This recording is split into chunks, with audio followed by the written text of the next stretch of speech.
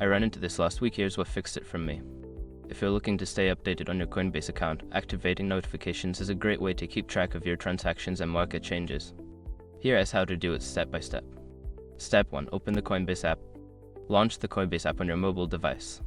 Make sure you are logged into your account. Step 2. Access settings. Once you're in the app, tap on your profile icon in the top corner to access the settings menu. Step 3. Select notifications. In the settings menu, look for the notifications section and tap on it to view your notification preferences. Step 4. Enable notifications. Toggle the notification switch on for the types of alerts you want to receive, such as price alerts or transaction confirmations. Step 5. Customize your alerts.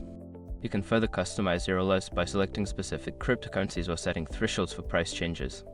For example, if you want to be notified when Bitcoin drops below a certain price, set the threshold here. Now you're all set to receive notifications from Coinbase.